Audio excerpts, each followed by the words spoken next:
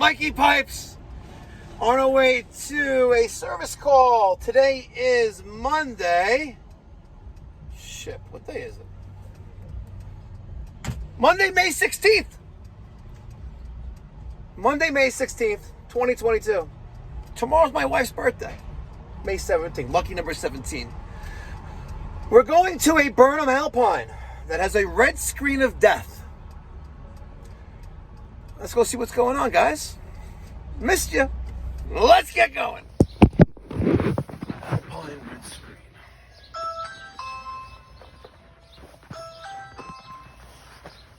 Let's see what's going on. All right. Burnham Alpine. Let's see if we have any active faults. And we do. Number 17, fan speed. Not proved. You could have, this could be nonsense, but it can also be error 19, and that's basically blower motor failure. Error 4 generally relates to that high temperature limit sensor right there. The original ones, look at this. The original ones crumbled. Just disconnected it. We're gonna have open sensor fault now. All right, plug that back in. Let's reset. The only active fault now is supply sensor still open. Let's reset. Oh, because that one popped out too. Okay, they're both installed now. Let's reset. Good.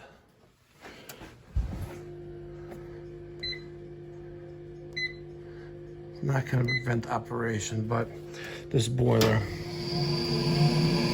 little over 10 years old, never been serviced.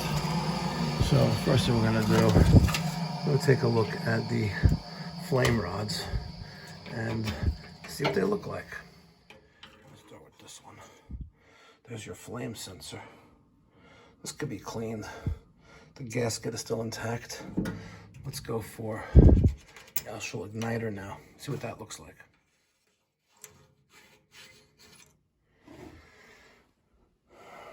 Not looking too healthy there. See that? Not looking too healthy. So, we could try to clean this up, but I'm inclined to replace the entire ignition rod. And because of this being the original sensor, which is that one right back there, the larger one, I'm going to replace that too. So, let's isolate. Beautiful. All right, and while we're at it, let's take a look at the overall install here. We have 6 zone actuators on this radiant manifold. Very nice. I can tell it's been replaced. The automatic air vent on top of, the original one was taken out, the old Takeo air scoop. See that? They put a 3/4 inch nipple there with a 3/4 by 1/8 inch bushing, because that air separator, that air vent built into the Takeo failed. Okay, nothing actively leaking except for this. There's another radiant zone. Looks like it's going into the basement here, into the slab. Check out this guy's ceiling, by the way. Very nice. We're below the garage. All right, we have a little bit of water in the bucket here, coming off of the relief valve on this indirect, and yep, expansion tank is full. When you replace expansion tanks for domestic potable water, they come pre-charged with 45 PSI, but you have to charge them to the matched domestic pressure. So if the house pressure here is 60, you got to pump that up to 60 PSI because you'll prematurely fail.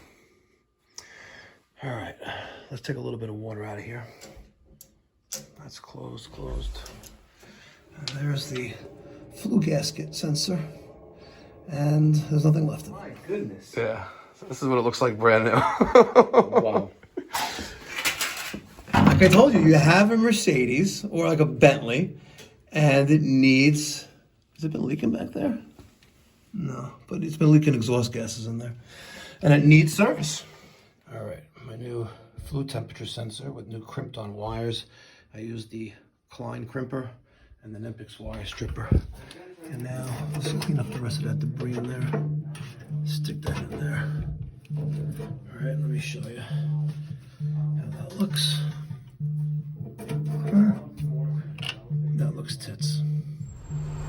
All right, guys, I didn't get much on film after I put the igniter in and we turned it back on. I still had the soft lockout with the blower issue. And again, blower's expensive. Google it, guys. It's like over $1,000. So, and it also, machine also needs full annual service. So we're gonna get the blower in. We're gonna order the blower, and we're gonna do a full annual service that this machine needs, like a needy baby. And we'll do both: the preventative maintenance, full heat exchanger cleaning, and the blower motor replacement at the same time. The error 4, though, that relates to the high temperature sensor with the top left on the inside of the heat exchanger. So we replaced that. You saw the conditions of the flame rods. We'll also replace that as well. And I cleaned the flame sensing rod. That's it. You can only do what you can. And again, I can't stock everything. Especially very costly and very expensive parts. But it's like inducer motors on furnaces. But nonetheless, I'm quite confident that his immediate issue is resolved. The error 4, hard lockout, ignition failure, and we'll be good to go.